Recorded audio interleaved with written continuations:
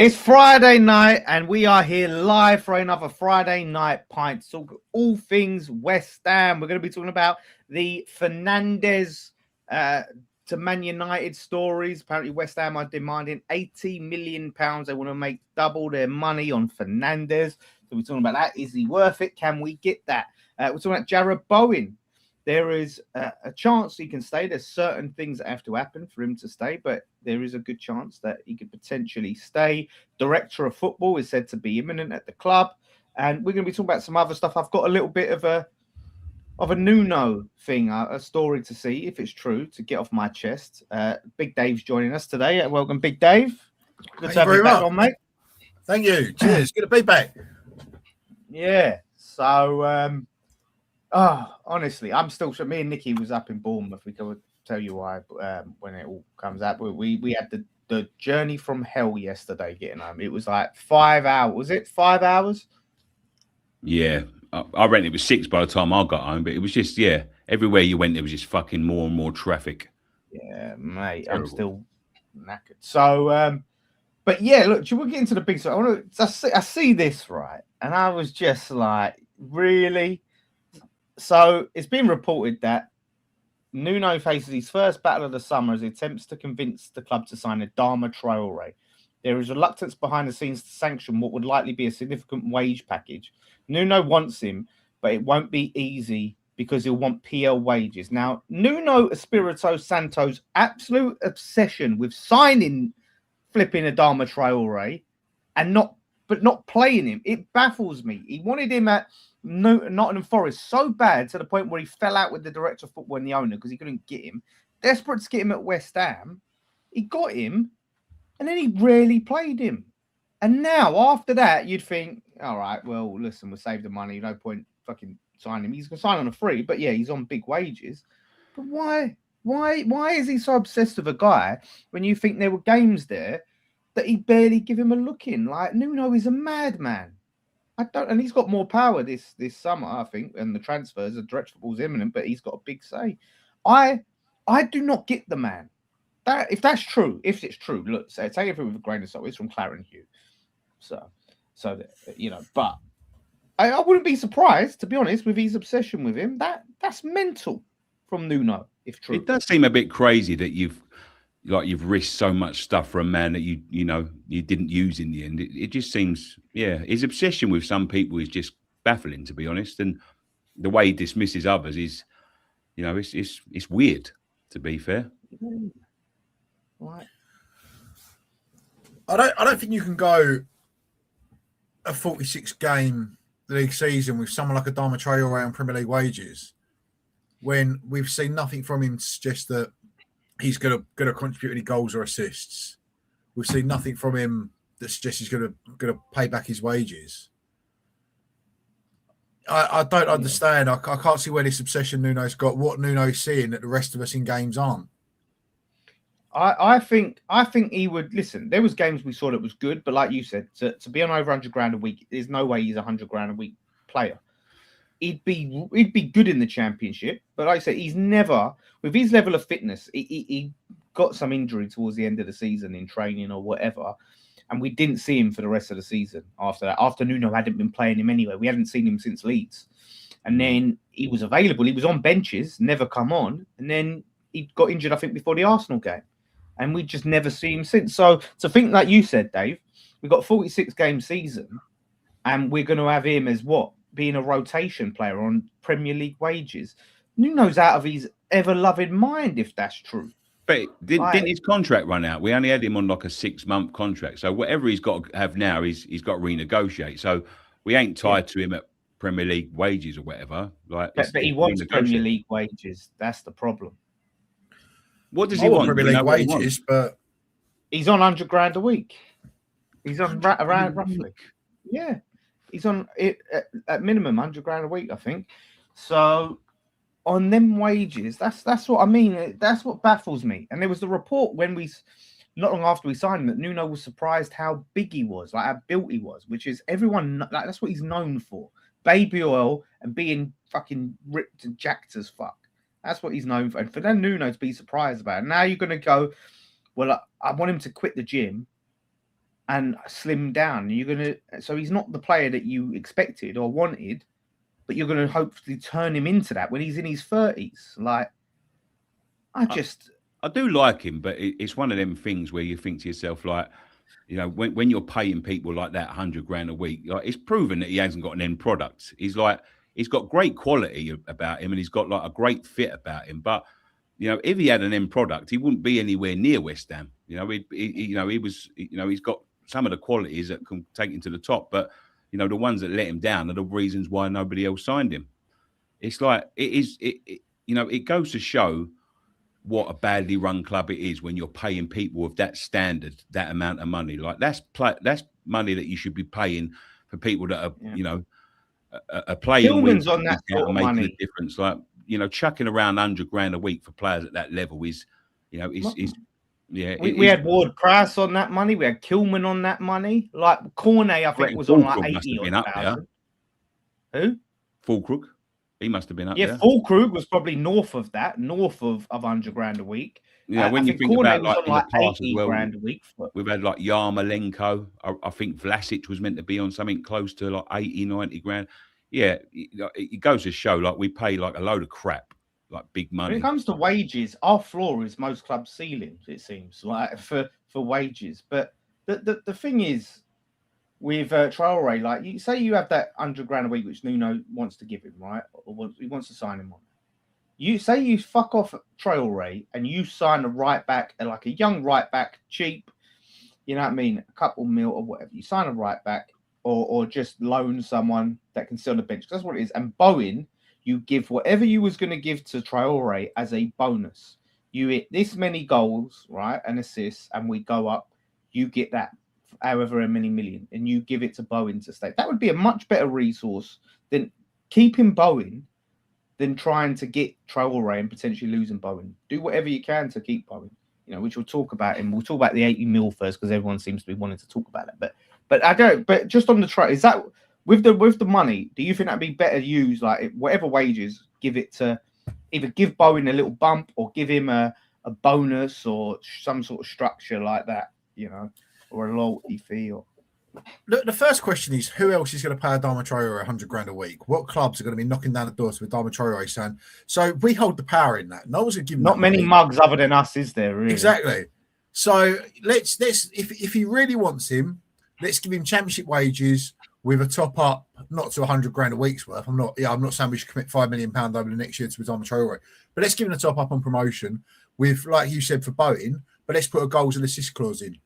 That if you go and meet this and you earn those wages, you're entitled to them. But if you're going to turn up here, you know, hit the gym, do your bench press, put the baby oil on and go home, and you're only available 15, 20 games a season, we're not committing that money. That's how I would structure a deal for Traore. The ball's in our court. It's not on his. He doesn't have a huge queue of clubs knocking down the door for him. So let's take advantage of that for us. But I would certainly don't think that he money. would sign that. I'm aware. No, I was going to say the reason I don't think he signed is because Nuno hasn't played it. Or goals. Yeah, well, he hasn't got. I think he would get some in the championship, but he might look at it and go, "Well, I was here, and the manager barely played me.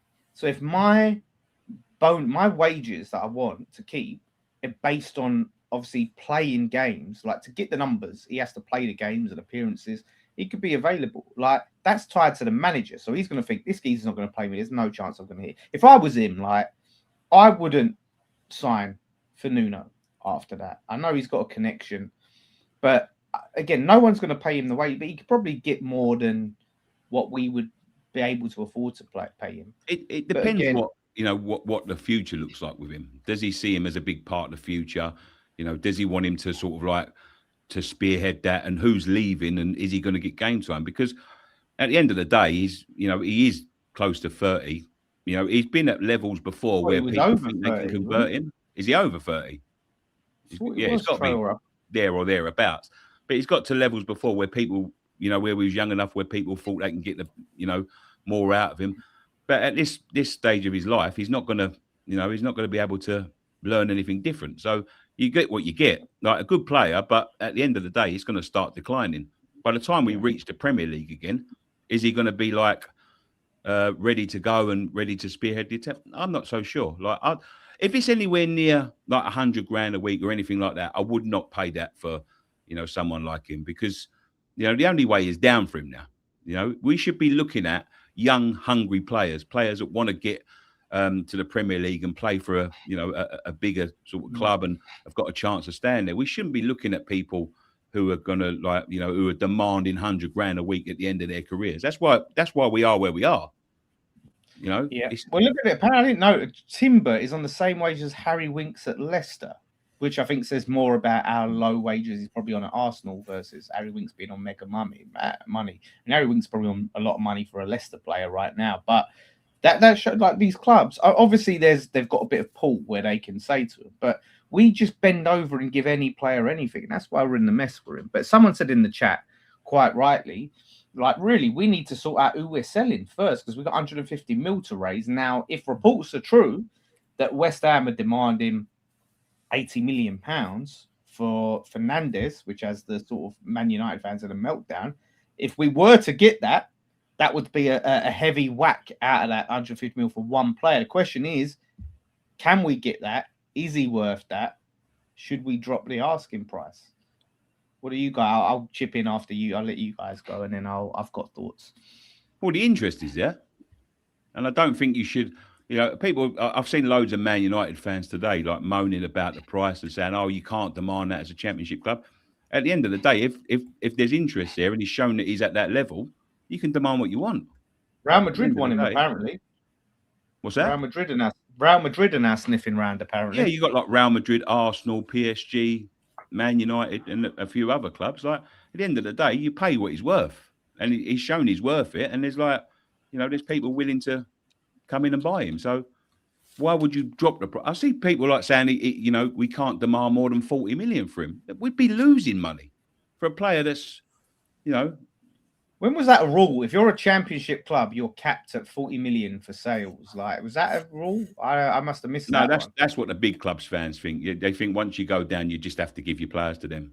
That's what they think. Yeah, that's it. You lose your players, you add them over. Dave, obviously, I didn't want to talk to you too much about it because I wanted to save off before we recorded, because I wanted to save it from here. But I know you got thoughts, mate. Let me know you. Yeah, look, if we get 80 million quid, I think we've done well. I think Fernandes is a terrific little player. I think he's got a big future in football, and he's destined for the top. But £80 million, if you're paying £80 million for a player, Barcelona have just spent less than that on Anthony Gordon, who's going to give you. He's a match winner. He's going to give you goals and assists. He's going to win games for you. Matthias Fernandes isn't a match winning kind of player. He's not a game changer. He's a great player. I'm not saying he's not a good player. He's fantastic. He was my hammer of the year. Fantastic player, really tidy footballer. We'll go on if you look at like the PSG midfield the other night, to that kind of level, I think, of a Vitinha or something like that. I really think he can reach that level. I don't think you pay £80 million for a player of his ilk. If we get it, fantastic. That's great business. But realistically, I'll be surprised if we get more than 55. I think we've done well. I think you've got to play on the interest. You've got to play on the interest. You've got to play on definitely. Yeah, that's the interest is going to factor into it because he's linked with multiple. Now we'll see how serious that interest is because, there's clubs interested, but until you get a bid, like if Man United were to bid their 40 odd mil, then you would have to think that and wait and see if, are Real Madrid going to come in? Are PSG going to come in? And then you hope it spirals from there. Personally, I think for us, we need to be trying to get at least 60 million. I agree with you. I don't think right now, I think for us as a Championship to get 80 million, that's big. But I think it's smart. Like, if you're the club, you say 80 million, right? You're not necessarily saying 80 million because you think we get 80 million, but you have to set, if you're negotiating, you have to go in high. We come in and we say 55 mil, and they go, yeah, you can't just bend over first opportunity and put what you think he's worth. You have to ask for over more than he's worth. We ended up getting over 100 mil for Rice when Arsenal came in and offered us like something silly, like 60 odd million or 70 mil. Yeah, they wanted 65 million, I think it was. Yeah, 65 million, and then like mad installments and all this ridiculous stuff, and we held firm. And all their fans were doing the same thing. He's not worth it. You can't ask 100 mil, blah, blah, blah. The amount of times I was asked, do you think he's worth that? Do you think? And I had to say, it doesn't matter. if he's worth that. It's what you're willing to pay and what we're willing to sell. With Fernandes, it's the same thing. We can ask for 180 million, right? Everyone knows, okay, we most likely have to sell. But if other clubs are interested, we don't have to take Man United's bid if Real Madrid will outbid or PSG. So I don't think we should just take the first offer. But I think at least 60 mil. We paid about 40 mil, I think, 38 plus 2, like 40 mil for him. If we was to like not make a significant profit on him, I would be massively disappointed. Massively we have to be trying to make a good bit of profit on him, especially with how much money we've got to raise. Because if you think about it, for us to keep a Bowen and not have to sell him, we need to get a decent bit of money for Fernandes and Somerville. Like there are two, apart from Bowen, there are two biggest assets when it comes to sales. I'm looking 60 mil for Somerville as well. But that's the thing, you have to hold firm, because at the end of the argument is like, oh, they need money, so they've got to sell. That means you've got to roll out for more. Like, they can't panic and just as you say, like do what Kuda's done and just take whatever comes first and try and get the money in. Like you got to play it, cool. You look at Caicedo at Brighton. They come in, like Chelsea come in with a couple of bids before that, and Brighton said no. If you want him, you have to pay what we want for him, and in the end they got it. So yeah, the thing is, if we get 80 million for him, or we get as much as we can for him, it gives us less pressure to get rid of everybody. We can't be going into the Championship with absolutely no experience. Like we have to keep hold of at least one or two older heads, because if we have to do that, then it's just too big of a job. Premier League level players.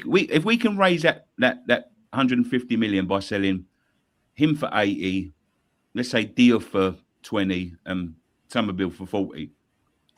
That means anything we get on top of that, because you're going to expect like Mavropanos to go and Wan-Bissaka to go. That means we can put that back into the squad, and we need to be left with money to build. We can't just pay off that debt and think, right, we have to go with what we got.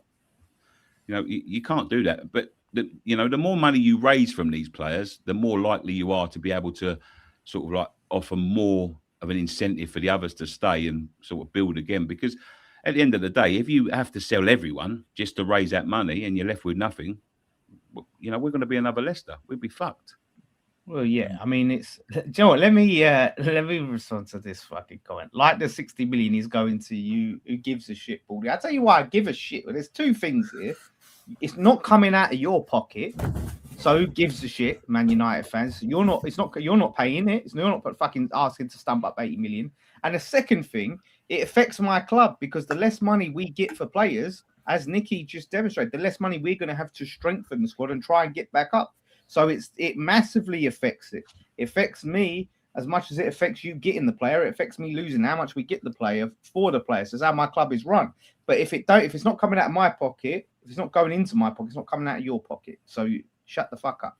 Let me just add a question on this, just because while we're on the subject of Fernandes and the review, would we be in a wise position right now in Euros? Because I debated this on Extra Time with the boys.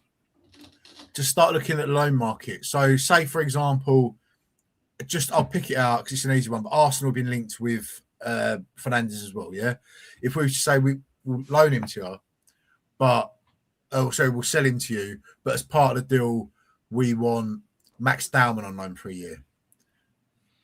Yeah, something like that. Can we use that to our advantage, in your opinion? Because I think we can. I think we can start tailoring this to build our squad for next year. So we've got our replacements ready. They would probably want a discount on the price. I think if you just said we will sell to you over them, and it's like, well, what if Arsenal are offering more? They're going to go, well, we want the lower price, or we want a loan fee taken out of it. Like, yeah, it's an idea, and maybe Max Dowman would do well. And I think a loan for Max Dowman, a loan to a championship club, benefits them anyway. I think it benefits them, but they're going to treat it like think it's too precious and too highly rated to be given to us to a season. Yeah, they probably. Yeah, but I think it would do him good because he'll get more guaranteed game time. He'll still get game time at us, but he'll get nowhere near the consistent level. But I don't know, I think if we keep Wilson, because Damon's striker, isn't he? He plays striker, right? Sort of number 10 and right winger, really. I think he's played for Right them. wing, yeah. We do need that, really, to be honest with you, like that sort of 10.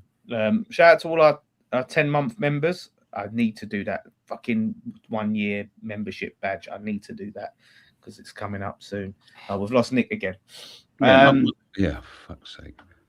Yeah, he's fucking. There he is. Yeah, so I do think we are going to have to look at loans. I would look at, rather than sort of inexperienced youngsters for us, I'd be looking at like quality more experienced players. I've said Nonto from Leeds, who's on the fringes of their. I think he's. I remember speaking to Leeds fans because I was so surprised because he's been such a key player for them. But he said the players that stepped up, they've just been too good, that kept him out. But he would smash it. I think that's what we need to look at. That sort of player that is proven quality, then have a sort of a younger player from another team and put the pressure on him to get us up and give our youngsters a chance as well. So, but it's an idea. But I just want pure money. I want wring as much money out of the clubs that are buying these Fernandes and Somervilles as possible, and then try to reinvest. I think whatever happens, to Nick's point earlier about, we need to raise that money and then some to go and buy players. I think there's no two ways about it. These owners are going to have to stick their hand in their pocket. Like, with the amount of money we have to raise, let's be realistic, right? We're saying 80 million. We probably won't get 8 million for Fernandes unless there's an insane bidding war and everyone's decided they're desperate for him. We're not going to get as much as we want for any player. So even if we raise, say, 140, 150, and we break even on that, they're good. We have to sign. Like, it's important. You cannot sell these players and not sign replacements just because, we needed to raise more. They're gonna have to stick their hand in their pocket. The problem is with them, they're gonna want to sell as much as possible, and then see, right, how much have we got to stick in our pocket, and then they'll go super cheap and try and minimize how much they've got to stick in their pocket. So I don't think they're going to go, fuck it, we'll sign him. Because, but that's what they've got to use as a negotiation tool. That if they're asking 80 million for Fernandes and people are going, well, we know you have to raise money. We know you're in the championship. They should turn around and go, well, we can put that money in, so we're willing to keep him and sell him at a later date. So they have to use that to their advantage. They can't just turn around and if they start panicking like they did with Kudus and making it blatantly obvious that we're fucking desperate for, anything to come through the door, we're going to get fucked over. Yeah. I think now they need to start putting stories out in the media. West Ham owners willing to invest like 40 million each of their own money. Yeah, if they have to put in 100 million, they're going to do it. They're determined to keep Fernandes and these players, so they're willing to invest their own money. Blah blah blah. Start putting that out there, so we look a little bit more. We have a position of strength, and then they're coming in. We don't have to sell. Fernandes is on a very long contract. It doesn't matter. I see Goldbridge go, well, when you sell a player, he wants to leave, you have to sell him for cheap. Rice wanted to leave, and we got 105 mil for him, right? And whatever bonus we just got for winning the league. I want to find out what that bonus was. But yeah, we done that. So he's got a long contract, Fernandes. Bowen's got a long contract. I think Somerville, we started signing because we started doing that Chelsea thing where we offset the FFP and the costing by spreading out the payments. Because if you sign someone on an 8-year contract from a club, then that's going to be spread out. That cost against FFP and PSR is spread out. That's why we started putting fuckers on 8-year deals and shit like Chelsea. So they've got a contract and it's a long one. So West Ham, we need to start showing some bollocks here if we're going to get out of the mess that we're in. Yeah, but I'm not sure they've actually got the fucking brains to do it, Dan, to be honest. Yeah, 100%. Sell Fernandes, buy Hackney from Borough. I think Hackney's destined for a Prem club, to be honest with you. I think we missed the boat. We had a few chances to sign him, didn't we, in the past? If we can convince a couple of these players that are on the fringes, like Harry Wilson, for instance, who's leaving Fulham, to say, you can come here and you'll be the main man and we'll build around you. And, if we don't get back to the Prem, we'll make sure you go back. we might be able to convince a few. We're big enough to do that, like we did when we last went down, when we convinced the likes of Nolan and that to come. But I don't know now. I really don't know whether we've got the fucking clout to do it anymore. No. Yeah, that's the problem. Everton are in talks with Middlesbrough for Hackney. Well, don't surprise us. I'm sure we were linked with him when Moyes was in charge, right? Hackney, yeah, we've been with him a couple of times. For years. I don't even know how old he is, but yeah, I'm sure Moyes, towards the end of Moyes, we were linked with him, so that wouldn't surprise me. So shout out to Ben. Ben said he good talking to you this morning, Dave. Good chat with you. Good old Ben, one of our members. Paulie said he'd buy Harry Winks from Leicester. Old Harry Winks. Well, apparently he's on the same as Tim. What is Timber's wages? I want to say what Harry Winks is on. Oh, Winks is on 90 grand a week. Yeah, he's on a lot. Yeah, because I had a chat with. Leave it out, Paulie. Leave it out, mate. Come on. Anyone, you taking that, Dave? Anyone taking that? Harry Winks 90 grand a week? Come on. Not 90 grand a week, but I mean, if we found no one 90 grand a week, let alone someone who's just got relegated to League One. He's just gone to fucking League One.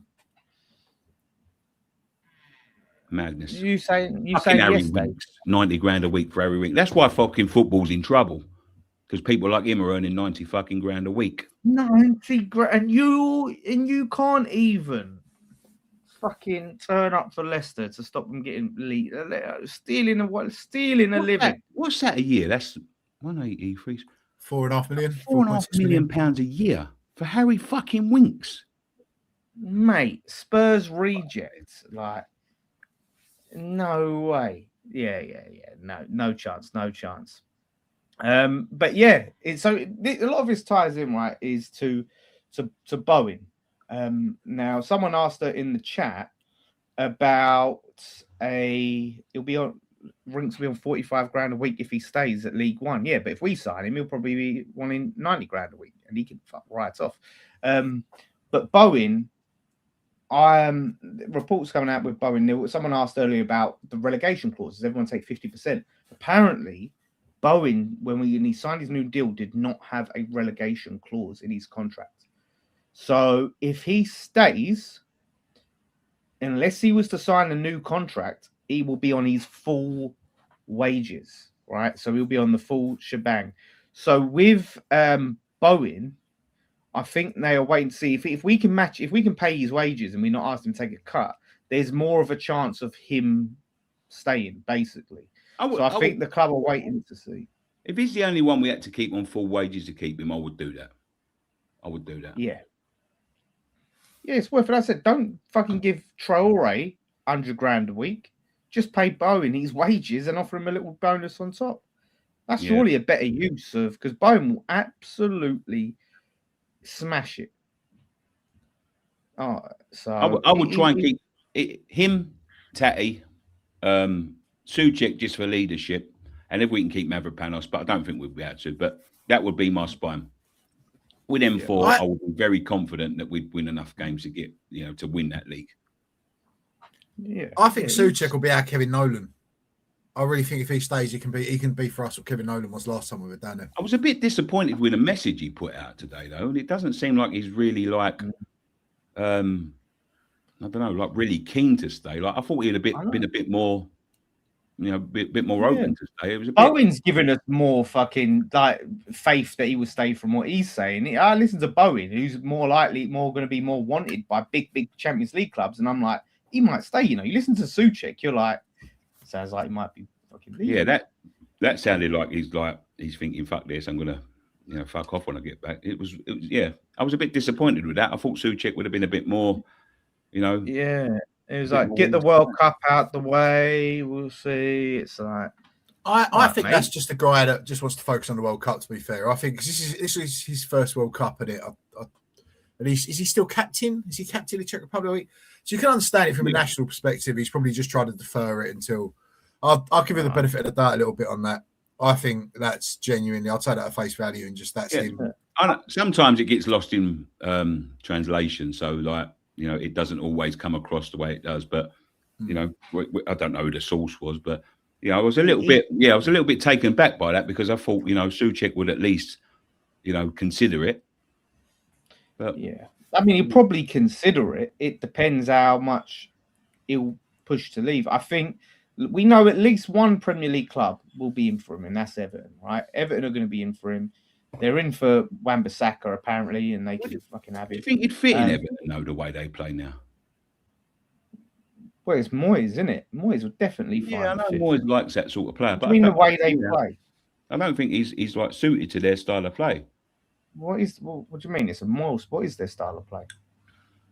I don't know. They've got some decent midfielders. I don't know. I just don't see him going there. I can see him going to someone like Coventry or someone like that, but I can't see him going to Everton. We've had decent midfielders at Moyes.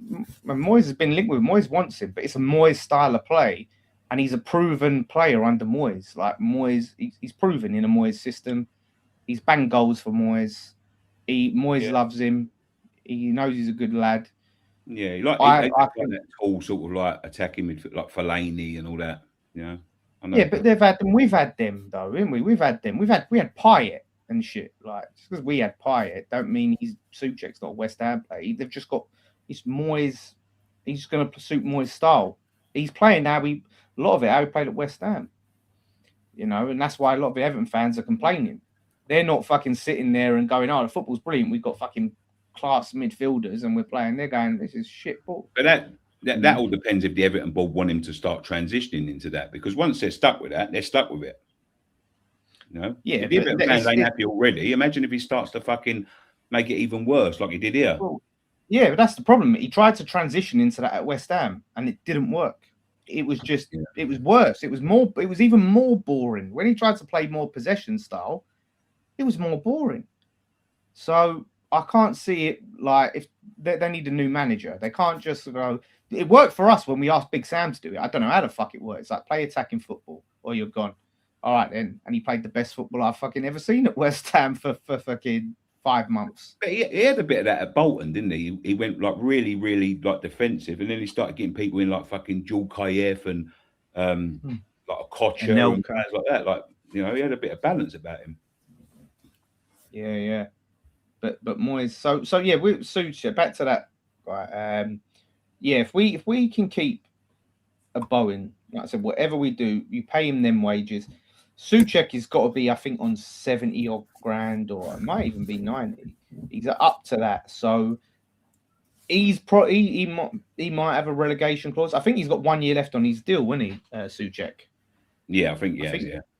Maybe if you can say, do you know what? We'll give you a longer contract. Because if you're Souček, you think, I do a year in the Championship and then I'm out of contract. And now I've just been a Championship player. So my options are going to be limited at the end of that. So to keep him, you have to give him a longer contract so he has that security. Otherwise, if I'm Souček on 1 year, I'm going. I would not blame him. If we don't offer him another deal and we're saying 1 year, mate, then I won't blame him if he goes, nah, I'm off. No, I understand it's like an opportunity that he's not going to get at this stage of his career, and he's going to have another opportunity. Because at the end of the day, you've got to start thinking when you're like north of 30, if it takes a year or two to get back up, by the time you get back up, you're not going to get that opportunity again.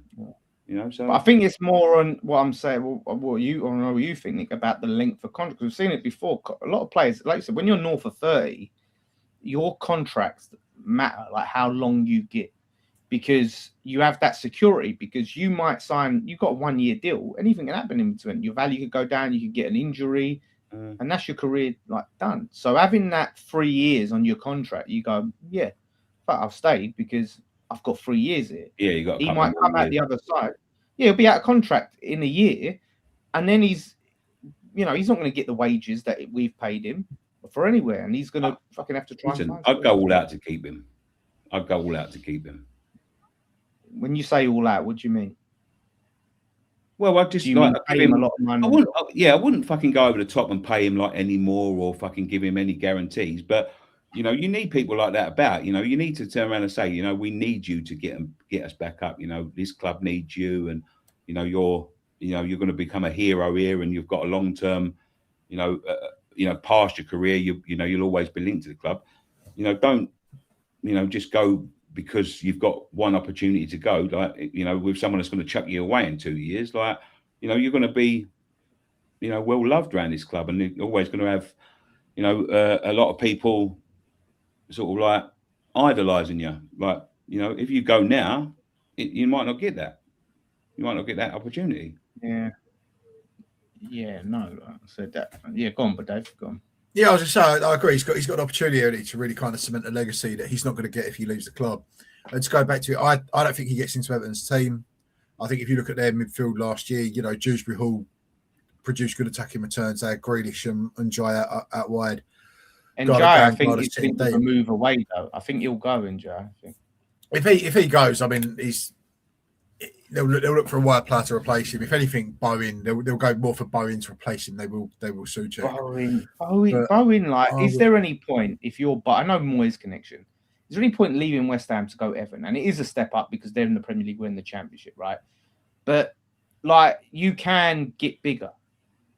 Like, even Newcastle and Everton fans will hate me saying this, but it's a fact right now. There's a step up from Everton right now, just because what they can potentially achieve. Right, Newcastle are more likely to get Champions League football next, finish Champions League spots than Everton next season.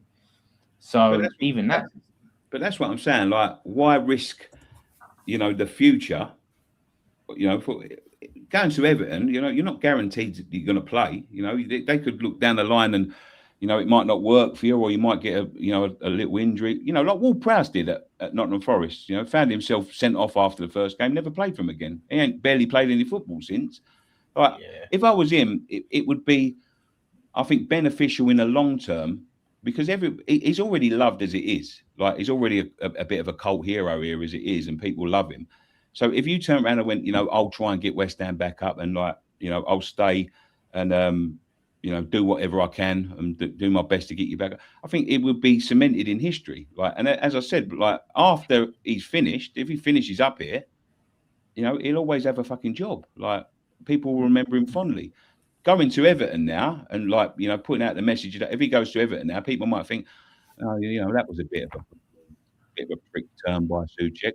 He might play for half a season and then, find himself kind of fucking cold. So anyone that stays, people that commit to yourself during the darkest days, especially if you've like shown them a lot of love as well. That is one of the main reasons why Carlton Cole was so beloved in the fan base, because he took a wage cut to stay at the club when we went down, and fans remember that and respected that as much as he rubbed fans the wrong way in his early days in his interview. His actions, what about his words? His actions said it all. So I'm saying this is the greatest, but when the darkest days came, he turned around and went, yeah. This is a good question that brings up a good point. Do you lads, I think it's all about Bowen, think that somebody will offer a better deal than he's already on at West Ham? And Bowen, I think, is on 150 grand a week, right, as of his last contract. And I don't think there is a club out there that will give him more than that. A club out there that would potentially sign him. I don't think there's a club out there. Maybe Chelsea give him a longer deal, and he might go, okay, so I get 150 mil with some bonuses, but it's an 8-year, one of these mad 8-year contracts.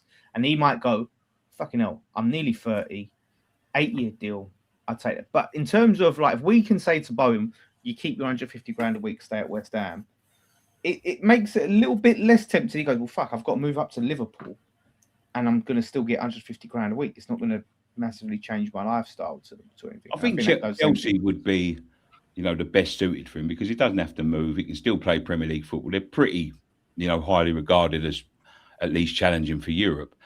But there's no guarantees for him now. You know what I mean? Like, you've seen so many players go there and find themselves in and out the club and in and out the team and, fucked about. There's all sorts of managers coming in. So what's to say that the next manager comes in, fancies him, he might see him.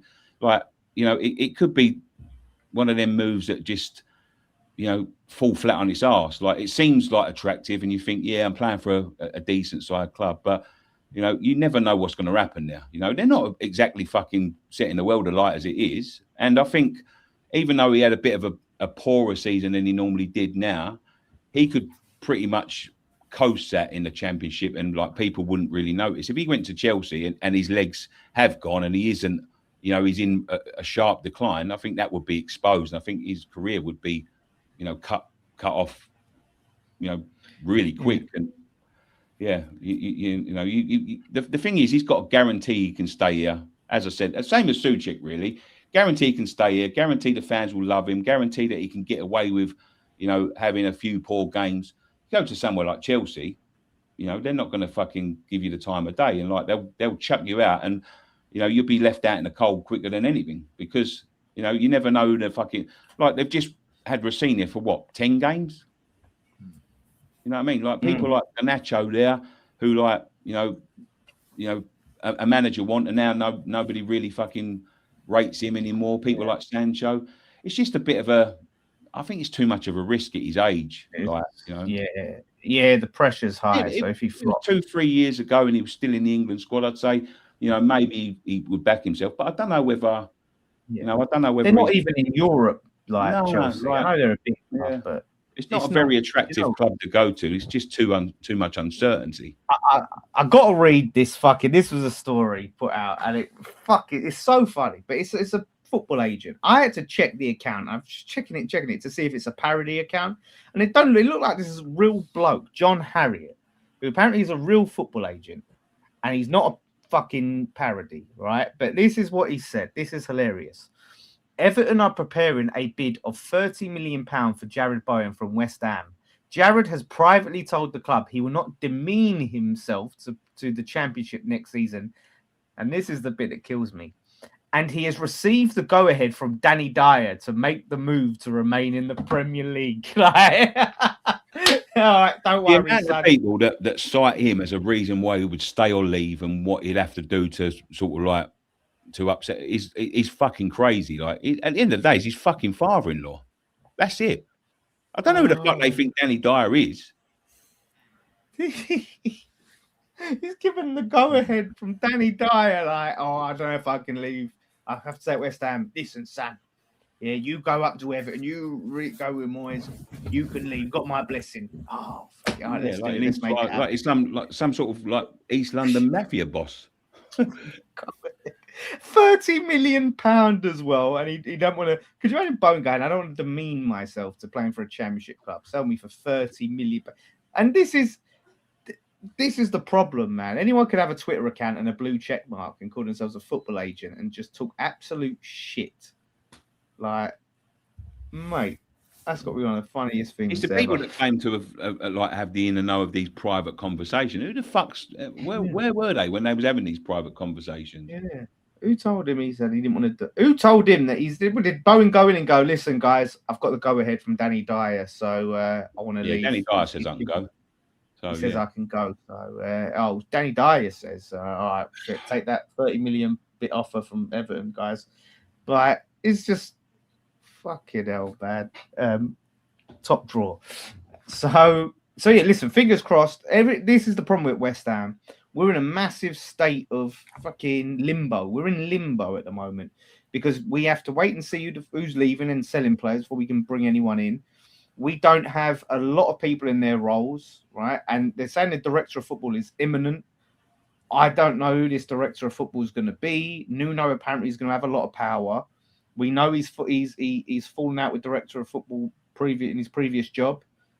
Like, that role is key. Because, listen, as much as I'm not the super Steidten hater, let's be honest, that really did put a spanner in the works, the hiring of Tim Steidten, for what we were doing. We just have to make a solid plan and stick with it. That's what we've done too many times. We've got to, we've given the green light to these things, like people like Pellegrini, who was given a lot of money, Steidten, who was given a lot of money to start things. And then as soon as it starts to sort of like wobble a little bit, or it doesn't quite work, we panic and we abandon it. And that's why we find ourselves in such a fucking mess in terms of the squad. We don't know where we're going. We don't know what we're doing. And, we don't know how to get to the end of a fucking project before it all has to start again. And that's what we see in this squad. There's about 5 different sort of styles of play that was, these players were bought for. And it's just a mishmash of of different abandoned plans, and this, you know, it's left us with a load of shite, of fucking shite. I wouldn't be surprised if our new director of football is Jack Sullivan. I just want to throw it out there now. Like, that would not surprise me in the slightest. Oh my! If that happens, mate, imagine they do that, I will fucking Mr. FIFA. You know, I mean, himself, listen, football manager. No, I'll go mad. You could see it though. You could see it happening. Mate, I'll give anyone a chance, and if, like, you know, because I've been wrong about things before, but if I was to pick one myself, I would say, fucking, you've got to go and get, you know, the best you can fucking get, not some kid that, you know, has never done it before. Yeah. We've lost what's his name? The chief scout or the head of recruitment, or what was his role? Cole McCauley. No, not McCauley, a German guy. Max something, wasn't it? Max Hump, not Max. Yeah, the one that done all the fucking analytics and all the player. I don't know what. Yeah, liaison or something. And Max West Ham desperately. Maximilian Hahn. Yeah, he apparently we desperately tried to keep him, and he wouldn't want to stay. He didn't stay, and some people's initial reactions was, "Well, fucking good. Our recruitment's been shocking." I don't think our recruitment this summer was bad. I mean, it's evident a lot of these players are actually worth some fucking money, and people want them. I think it was. We actually spoke about this yesterday. Actually, Nick, was repeating what I said there, but recruitment was good. Potter really got us off to a terrible start. So I think Max Hahn, it's a shame, but we need to replace these people, like Nick said, with quality, not fucking people's sons and people that are just unqualified. Sullivan's been doing a fucking director of football job for years. The thing is, it just seems like we're the club that fucking that just keep on going back to the same shit and do the same fucking mistakes every time. Like, you know, this Max Hahn, I think this Max Hahn was highly rated. Yeah, he was. Yeah, if I remember correctly. But obviously, I don't know the different roles that these people do. But that's the thing. We've got a mix of like decent people in decent roles, and then we're the sort of club that sort of fucking try something new and then fucking abandon it after 5 minutes after we've spent. I think he was a data guy, Nick. So he he had a system and a setup of data, you know, like a lot of modern clubs do, and identified players like that. And I think when you look at a guy like that and go, well, West Ham are shit, so he must have done a good job. Like, you don't know all the players that he's recommended that we didn't sign. But this is what I'm saying, Dan. Like, what point is there having a data analyst that gives advice and it's not, you know, these things have got to work together. Like, that's probably it's so obvious that Nuno didn't like listen to like data analysts, because if he listened to data analysts, like that 5 at the back that he played in the second from last game of the season, he'd never played because he would have heard that it don't work. You know, we struggle with it. Every time we fucking do it, we lose. You know, we shouldn't be doing. It obviously doesn't listen to it. So they've all got to work together. Like, they've got to be, you know, they've got to be chosen to be like, you know, benefiting each other. There's no point in appointing the best analyst ever, and then you have a manager that fucking, you know, won't listen to him. There's no fucking point. Well, I think he recommended the 2 players Bournemouth signed in January, and we passed up on him, and they went to fucking Bournemouth and smashed it and helped them get Europe. So that shows you how much we used him. Do you know what I mean? You know, did you see West Ham made the La Madrid signing permanent? Yeah, 100 mil. I thought it was an obligation to buy. So I when we signed him and it was 100 mil, I just saw it as a formality. I completely forgot about that geezer, to be honest. We've seen him a couple of times, La Madrid. I know, Dave, you watch a lot of the under 21s. I don't know if he got a few games there. You've probably seen more La Madrid than we have. We've seen him in the cup game a couple of times, and he didn't set the world on light, but I'm not going to write him off. I mean, Dave, how do you feel about La Madrid? Do you think he can offer something in the Championship? Nope. Having seen him in the 21s, he looked. I mean, don't get me wrong. We've got a very good academy set up. We've still got, you know, the last of the FA Youth Cup winning 21s in there. He's a level below them. Like, he's not cut out for professional football in this country. He's got a lot of growing to do, a lot of developing to do. That must be an obligation then, because if it's not and it was an option, based on what you've said, And listen, I know people behind the scenes, they see more than us and they fucking whatever. But you'd think, with the state we were in, you'd go, nah, with all the situation. It's got to be an obligation, surely. But that's a shame because we got rid of and Guilherme. Like I liked Guilherme. It seemed like we got rid of Guilherme and then just got Lamadrid in, right? But I thought Guilherme had something to offer, and I think he would have been good in the Championship. He had some pace. I think he was that natural. If Somerville's not playing, you have Guilherme, but we never seem to really give him enough game time. The thing with Guilherme is that we signed him, and then we didn't put him in the first team, and we didn't put him in the 21s, and he just didn't play any football. And then we didn't give him a loan spell either, so he just sat there and stagnated. Like it was, we didn't do right by Guilherme. Like we should have done more to at least help him develop as a player. Having paid the money for him, that'd be nice. We have the fucking El Clasico. Yeah, go on, Dave. Sorry. So like having put that. So having spent the money on him, we should have done more to develop him. We didn't. If we weren't going to play him in the first team, but we weren't going to play him in the 21s, then we should have found a loan spell for him and tried to get him a Championship or League One club. We would have played him regularly. We could have got him used to English football and the competitiveness and so on. Yeah. But we didn't. And that's what I'm saying. We seem to buy these players, and it's been going on for years with no sort of plan about how we're going to develop them. We spent 20, I think it was like 25 mil or something, and a lot of time in Brazil to get him. Like, and when Steiten left, like Steiten said, I don't regret that signing because I think he said he regrets Fulkrug. He doesn't regret Guilherme because he thinks Guilherme is going to be a big deal in football, right? And we never really just gave him a chance. I think we signed him. Did we sign him in Moyes' last season? Was it? I think, and then, or was it Lopetegui? It was Lopetegui, wasn't it? He was signed in the summer between Moyes and Lopetegui. Yeah, Lopetegui season. And Lopetegui didn't really play him, and then Potter came in and we saw bits and pieces. So is this interesting? Do you think Pablo will score goals in the Championship? I bloody hope so. He never looked like ever scorer. He's there's few times we could say, he sort of came close, but he didn't really look like scoring in the Prem. Yeah. Bloody hope he can at least get. I mean, if I was to predict, if you ask me how many goals Pablo in the Championship, he's got to hit double figures, surely. He's got fucking. I reckon he'll get 10.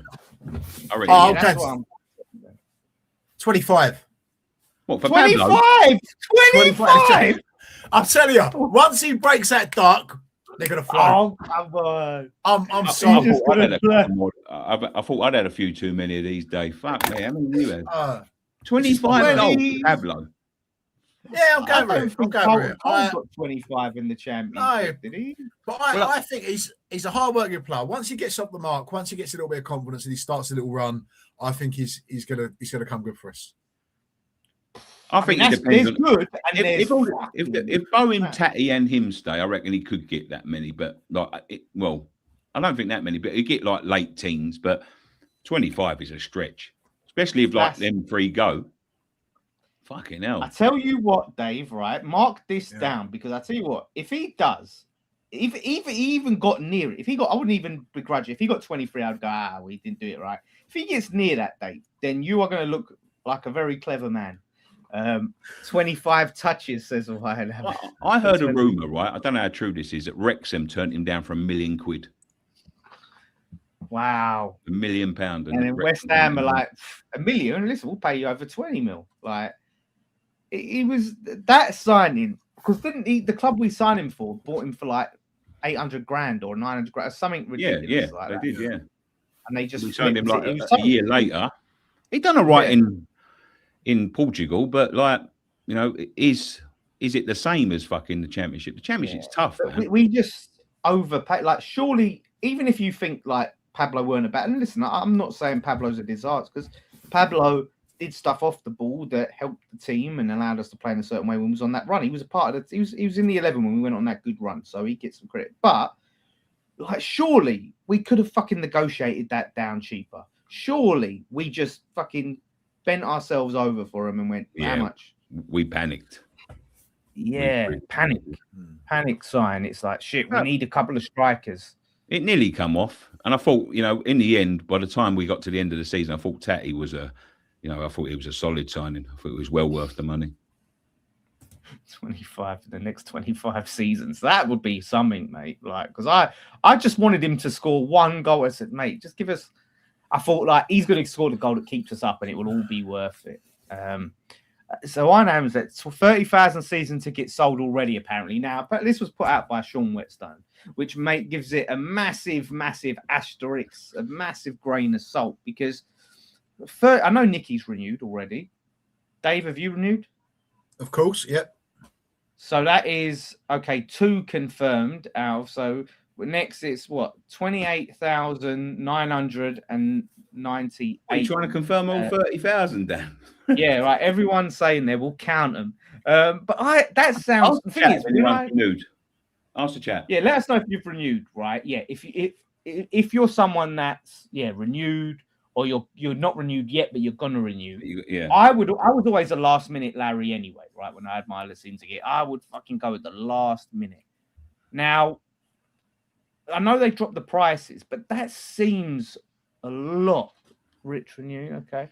Show of hands, yeah. That I don't know. That seems quite a lot because how many season ticket holders were there? Is there like 45,000 of the tickets, the season tickets? I think it's somewhere around that. It's high. It is high, but yeah, I don't know what the official amount was in the Premier. But I am not surprised because West Ham are, they're loyal. They're loyal to their club, and the ones that will renew regardless.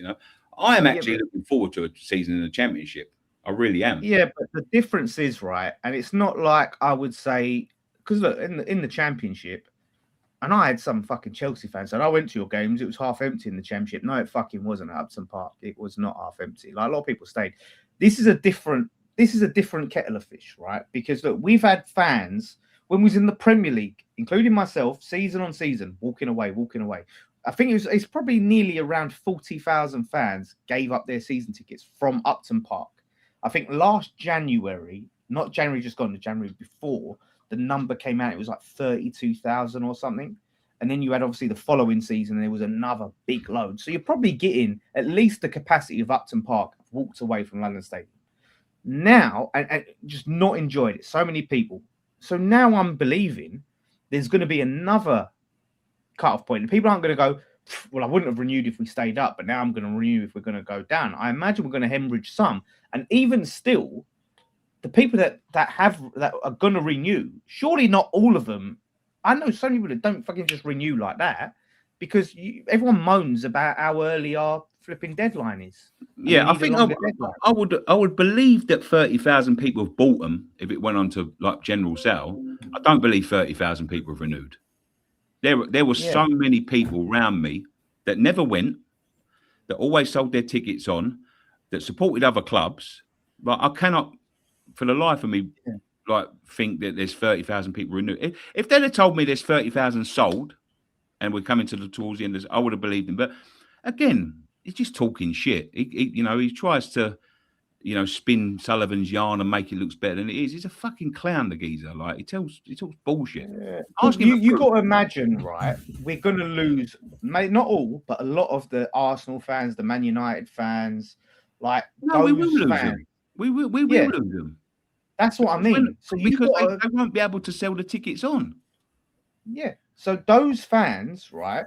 That aren't West Ham fans that bought the tickets. You've got to imagine some may renew because they go, fuck, it's cheap enough, and it's even cheaper. I won't miss that money, right? If you got enough money in your bank account, you think I won't miss it, right? If it's 300 odd quid or 500 quid a season, they might do that. But most of the point, they go, fuck, I only got this season ticket to watch some big Premier League games like Man United or watch when Arsenal come. I'm not fucking renewing in the Championship for that, right? So you got to count them in the number. So unless, I think that's just them putting it out there. So it's like, oh wow, like it's in demand. It's trying to make people rush to renew, and it's trying to give a false sense of urgency. Like because I know that my brother even at least turned around and went, do you know what? I'll make the fuckers wait until I renew to the very last minute, and then I'll fucking make them sweat. So there's no way on earth that 30,000 people have renewed from last year. If there was only 40, 50,000, there's no way that 30,000 people have paid this early. The deadline ain't for another month. No, that's it.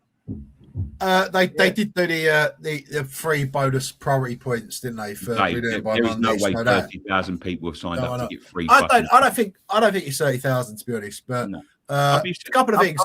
It's more likely to be about 3,000-4,000. There's not 30,000. No way. No way. A lot of people I know, season holders, have already renewed. There was a couple of things I wanted to add. Is that first is that I think the reduction in price at least shows a little bit of contrition from the club, and getting the decision that Nuno's going to stay early gives people confidence that, you know what, 'cause I've said this as well. Whether you like Nuno or you don't, I think there's positives and there's negatives, there's pluses and minuses and so on with him. The fact that I don't think Nuno would agree to stay if he wasn't given assurances that he's going to have the team available to him to get us back up. So I think that would have given a lot of people a lot of confidence. And just to go back to the numbers that you were saying, I grew up in South East London, and I grew up near Cheltenham. And Cheltenham were bussing fans in from Kent to watch Premier League football. They had so many fans that, weren't really hardcore Cheltenham fans. Look at their attendances now. Weren't really hardcore Cheltenham fans, but they had a chance to watch Premier League football. They put buses on to get them in from Kent. The first year they went down, they had a really high season ticket renewal rate, because people were like, we're going to get back up, and it's, we're just placeholders on our seats so we can come back next year to watch Premier League football. When they didn't go up at the first time of asking, that's when the numbers dropped off. So I wouldn't be surprised if some of those people that are Arsenal, Chelsea, Man United, Liverpool fans that are paying to watch Premier League football at the London Stadium rather than watch West Ham have renewed, just essentially, they're probably in the cheap seats anyway, but just to keep their seat for another year. And then if they won't renew next year if we don't go back up, I think that's when you lose those fans. You'll see. No, listen, I get to the first couple of games of the season, because if there's a lot of empty seats, because they're not going to be able to shift them like they did. They're not going to be able to shift them like they did Premier League tickets to tourists and all that. No, and you're not going to get the money you would have got anyway. Especially, when you sell it back to the club. So when you sell the ticket back to the club and you get it off your next season ticket, that's going to be a lot less. And like Nicky's, the tourists, there's not going to be demand. You can't go and stick it on fucking StubHubs and fucking Jet to wherever selling these third-party sites, and it's a lot less attractive going to see like a Man United or Arsenal, or even like a Everton or a Villa. Imagine like trying to sell your fucking Blackburn at home ticket on a Tuesday night. You got no fucking chance.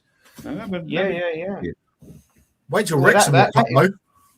Wrexham maybe, because that's a club that's in the spotlight. But think about going to like a fucking, I don't know, Portsmouth at home or fucking somewhere like that, they're never going to be able to shoot them. Who the fuck's going to go West Brom? Pompey and West Ham fans. But I think that's good, because that just shows you like there's going to be a high concentration of proper fans in there. So everyone's in there going to be in there just to watch them teams. Yeah. The problem is I wish there was a way to move, like, say if there is going to be a load of empty seats. Say if you get like fucking 20,000 empty seats or whatever. And it's going to be shit if everyone's dotted and scattered around. Like, if there's a way you can fucking bring everyone, get everyone to move I think down. There'll be a lot more strict on the rule that they've got when I think is it 5 games, Dave? If you don't go, they can sort of review it and see if they can take your season ticket off you and remove. Can they afford to do that? Because there's not demand. Because apparently we had this massive waiting list, which I'm fucking yet to see it materialize, right? But if you do that, say you're in the Championship, and you think, I've got a season ticket, but I'm not going to, fuck it, I'm going to miss a load of games. I think they're less likely to go, well, we'll take that off and give money and give it to someone else, because there isn't necessarily going to be someone else waiting. Yeah, but what they can do in that situation, if it's like 5-6 games in, they can say to someone that's right up in the gods, do you want to move down there for nothing? And then just make sure the bottom's full, because, the further up it is, the less it impacts the aesthetics of it. If you get to a point where there's a season where there's fucking seats scattered everywhere and there's bits up here and bits up there, and it's going to look awful. So what they're going to do, and they done it against, it was a pre-season game we had in the cup. Oh, Betis, was it? Or Bilbao, one of them sort of Spanish sides? They'll just make sure that, everyone downstairs is everyone's moved to downstairs, and, people are allowed to go down there, and make sure, all the empty seats are mostly up the top, because it looks better. Try and tarp them off or something and just go. Yeah, that's what they'll do. But I think they'll be more strict on looking at people like who leave their seats empty, because if the seats down the front empty, they'll say, right, after 5 games, like, you know, we've told you that if you didn't come 5-6 games, we'll review it. We're going to give you, you know, a partial refund, and then they'll just offer someone at the top, do you want to come downstairs for like 50, 60 quid? And they go, yeah, fucking, yeah, it's a better seat. And yeah, that's what'll happen. But can I just add to that season? I've had a few too many of these fucking tangos, man. They go down nice and easy.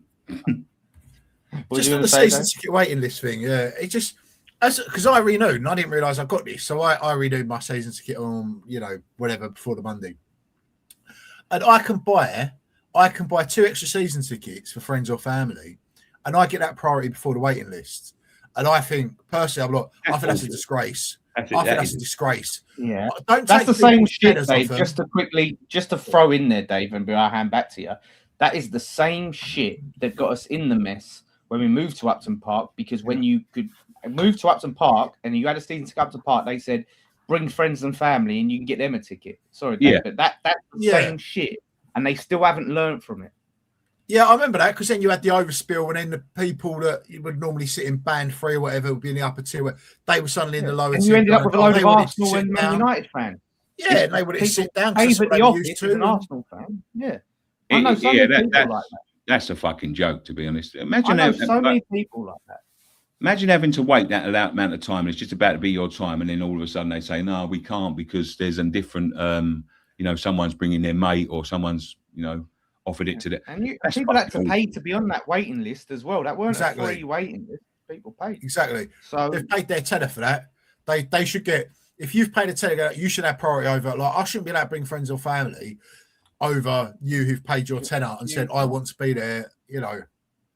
No, they should. What they should have said is, like, we'll sell you yours, and if there's any left after, we'll see if you can accommodate them. But because the old life thing, say you got someone like me, right? Because everyone said to me, like, about when I didn't renew, oh, you worried like you might not be able to get one back again? And I was like, look, I made my decision. If we're really fucking good and I can't get my season ticket back again, well, that's my own fault. And look, I made my decision. But if someone like me and I go, yeah, I'm not going to review, but fucking Nick can just get me in when I want to buy a ticket, because I go in with him and he can just go, oh, yeah, you give him one and jump everyone else. Say we do get a massive win. Well, that's bollocks, because I walked away and these people have all been waiting and trying to get one. And just because I've still got mates and friends in there that I can just go, yeah, fuck it, let me back in. It's bollocks. I should go to the back of the queue.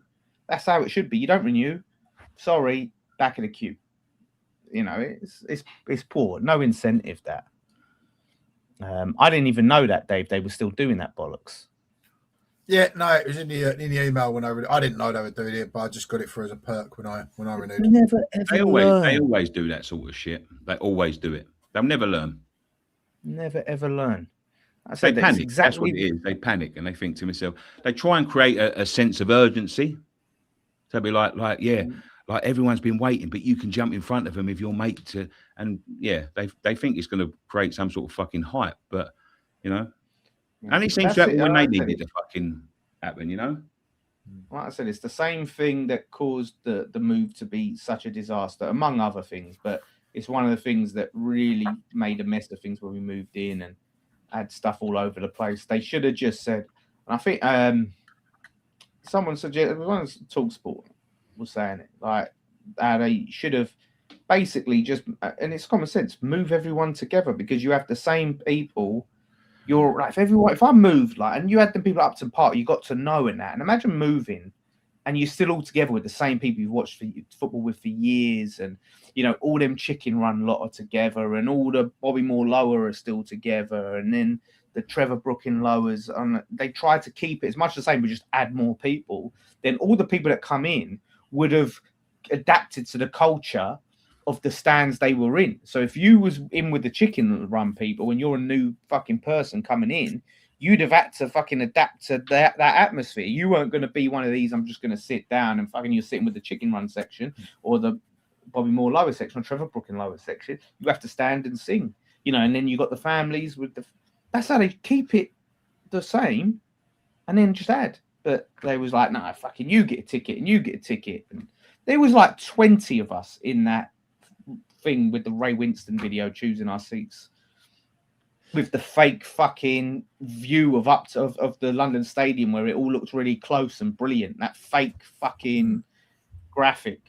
Do you know what? I said this the other day in a video. Do you notice how many people they stopped from filming or taking photos there? Yeah. Like at the end of the day, that should have been the fucking first red flag to think, hold on a minute, there's something fucking dodgy going on here. Yeah, they're like, yeah, because a picture of their seat that they're just about to buy. Nobody. Yeah, that showed the scam was on. I forgot about that until you mentioned that video, Niggy. I've got to be honest. You know what? It was funny because I watched the Spencer Owen video. He was the first ever person to go in there, so he got a little bit of footage. And then if you see it after, he goes, "Yeah, I caught this little bit and I took the cheeky, but they asked me to stop filming because I think they want to keep it as a surprise."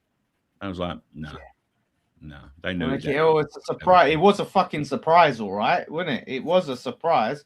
Like, it's that whole thing was mad. Like, you're in there, you got the Ray Winston video, you know, the hype video package, and you're like, oh, okay. And then you're looking at your seats and you're going, oh, fucking hell, look at the view from there. Oh, brilliant. Like, that looks good. I've got, and then like, yeah, shit. Let me just address this a minute because I noticed you guys never criticised the goalkeeper. Manson has been atrocious all season, and better keeper keeps us up. But none of you have mentioned it once since you said, mate, I have not stopped talking about Roberto for about 5-6 years since he was here. We listen. I said that Hermanson is the next Roberto on this channel. What have you been? Have you just started watching like today? Yeah, you must. I don't think we mentioned you must have missed today. Yeah, I'm pretty sure my fan cams all season have said, you know, my fan cams last season said we didn't upgrade Nariola. My fan cams this season said we still didn't upgrade Nariola. We haven't got it. It's been a massive debate this year, funny enough. Like we've gone backwards and forwards. That's that's a really funny question. That's a really funny statement. Like, because we have. Like Hermanson, literally at the start of the season, there was not a video where we did not slate him when he started. Like, he was like literally probably the main topic of conversation in the games that he played. Yeah, the very start, the amount of corners that we conceded. But you got to say, like, when Areola come in, it improved a little bit. He made a couple of mistakes, and I've spoke about him in pre-season. Areola, thinking to myself, like, you know, he might not be the man anymore. But Hermanson, when he come back, I thought he was okay. He had a couple of, you know, mistakes, but you know, he definitely weren't the fucking reason we went down. That's for sure. No. Yeah, so that was a funny comment. Shout out to Tony with a $1.99 super chat. I think if West Ham extend him 1 to 2 years, he'll stay. I think he's talking about Souček. I think he's tacking on to. He might be watching behind, so I think he's talking about Souček. So eventually, in about 40 minutes or so, see this that we've already super chat out.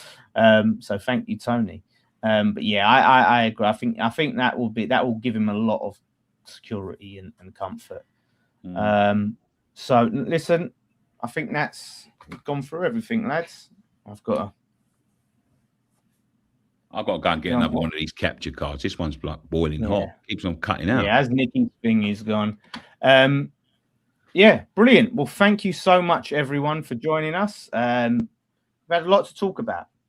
So, listen, we'll be back. I've been so busy this week, but I've got some content, some clips and stuff to upload from Dave for the public and some members stuff. He's been busy this week. He come out, he was like, damn, this show, I got this show. I was like, okay, there is on the members, there is the show that's up. It was at Tony, Dave, and George.